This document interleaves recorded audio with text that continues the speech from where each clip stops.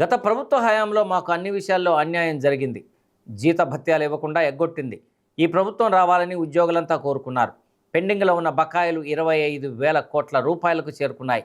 దీని గురించి చర్చించి భవిష్యత్ కార్యాచరణ కోసం ఫిబ్రవరి 4వ తేదీ ఆంధ్రప్రదేశ్ రెవెన్యూ సర్వీసెస్ అసోసియేషన్ 5వ తేదీ ఏపీజేఏసీ రాష్ట్ర కార్యవర్గ సమావేశాలు విజయవాడలో నిర్వహిస్తున్నట్లు రాష్ట్ర అధ్యక్షులు బొప్పరాజు వెంకటేశ్వర్లు వెల్లడించారు.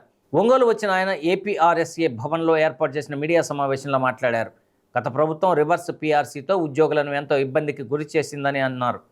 ఈ ప్రభుత్వం వచ్చిన తర్వాత ₹1 ఐఆర్ తీసుకోలేదని తెలిపారు. ఈ ప్రభుత్వం ఉద్యోగ సంఘాల నాయకులకు చర్చకు పిలవలేదని అసంతృప్తి వ్యక్తం చేశారు. పీఆర్సీ కమిషన్ కూడా ఏర్పాటు చేయలేదన్నారు. రెవెన్యూ ఉద్యోగులపై పని భారం పెరిగిందన్నారు. తగినంత సిబ్బంది లేకపోవడం, బడ్జెట్ ఇవ్వకపోవడం, మౌలిక సదుపాయాలు కల్పించకపోవడంతో రెవెన్యూ ఉద్యోగులు తీవ్ర ఒత్తిడికి గురవుతున్నారని బొప్పరాజు తెలిపారు. వీటన్నిటిని గురించి రాష్ట్ర కార్యవర్గ సమావేశంలో చర్చించనున్నట్లు తెలిపారు. మీడియా సమావేశంలో ఏపీఆర్ఎస్ఏ జిల్లా అధ్యక్షుడు మధుసూదన్ రావు, ప్రధాన కార్యదర్శి ఆర్ వెంకట రాజేష్, కార్యదర్శి ఆర్ వాసుదేవరావు, కోశాధికారి ఊతకోలు శ్రీనివాసరావు, అసోసియేట్ ప్రెసిడెంట్ కిరణ్ తదితరులు పాల్గొన్నారు. ప్రింట్ మరియు ఎలక్ట్రానిక్ మీడియా మిత్రులకు ఆంధ్రప్రదేశ్ రెవెన్యూ సర్వీస్ అసోసియేషన్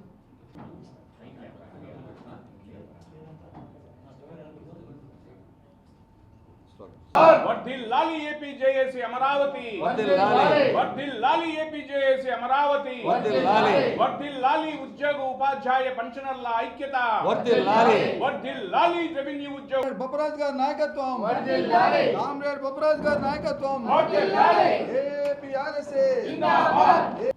గత ప్రభుత్వంలో హయాంలో ఏదైతే తీవ్రమైనటువంటి ఒత్తిడి పెట్టి టార్గెట్లు పెట్టి రెవెన్యూ శాఖ చేత పని చేయించారో ఆ చేయించే క్రమంలోనే ఆనాటి ప్రభుత్వం దృష్టికి కూడా చాలా స్పష్టంగా తీసుకెళ్ళాం. అయ్యా, టైం ఇవ్వకుండా, తగినంత సమయం ఇవ్వకుండా మీరు ఒత్తిడి చేస్తున్నారు, దీనివల్ల అక్కడక్కడ తప్పులు జరిగే ప్రమాదం కూడా ఉంది అనేటువంటి విషయాన్ని చెప్పినప్పటికీ కూడా ఎవరు కూడా ఆ రోజు ఆ యొక్క మాటలను తీసుకునే పరిస్థితి లేదు.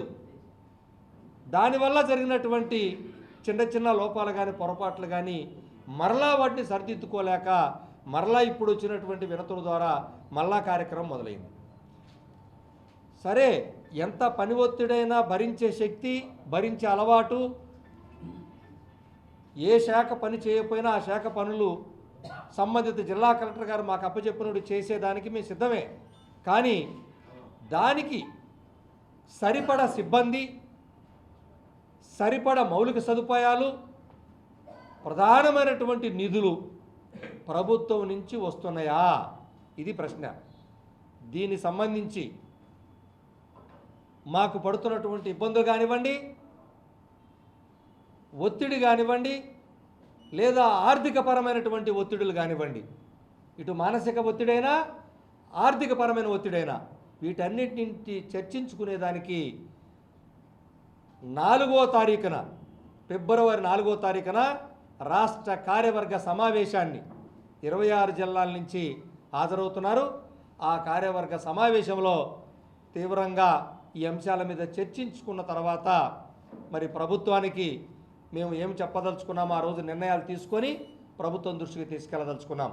అందులో ప్రధానంగా చర్చ అంతా కూడా మా మీద పని ఒత్తిడి, మానసిక ఒత్తిడితో పాటు మా మీద విపరీతంగా ఆర్థికపరమైనటువంటి ఒత్తిడి వస్తుంది. అంటే ఎక్కడా కూడా ఏ పద్దు కింద ₹1 బడ్జెట్ కూడా మాకు ఇవ్వకుండా పనులు చేయమని చెప్తున్నారు ప్రభుత్వం. దీని మీద చర్చ చేస్తానికి సిద్ధమవుతున్నాం. అదేవిధంగా 5వ తారీఖున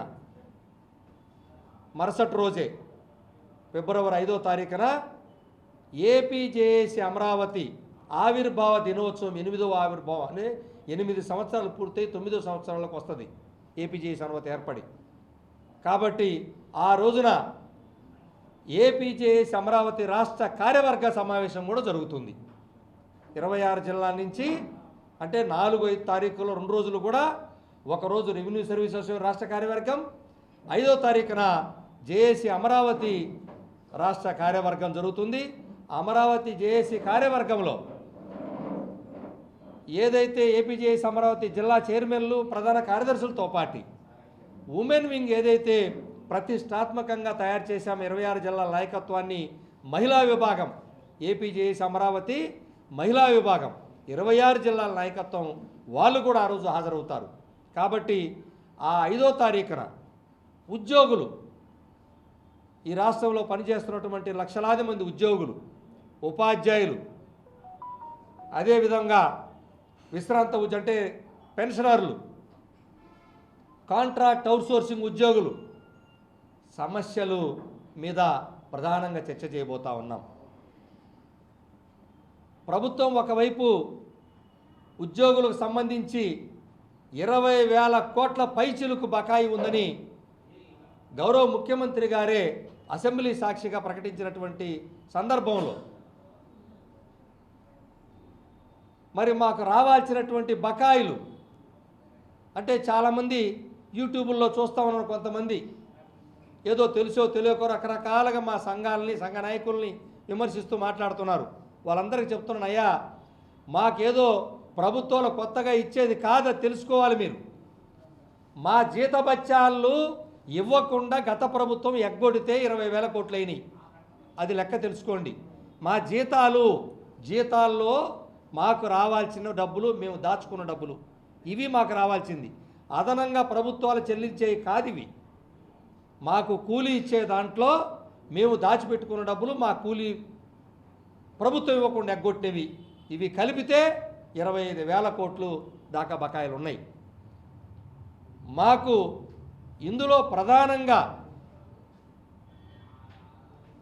మాకు రావాల్సిన బకాయిలు ఇప్పుడే ప్రభుత్వం మొన్న ఒక 550 కోట్ల వరకు, అలాగే పోలీసు సోదరులకి మరి సరెండర్ లీవుల కింద ఒక 240 కోట్లు, దాదాపు ఒక 1000 కోట్ల వరకు మొన్న మొదలుపెట్టారు, ప్రారంభం, సంతోషం.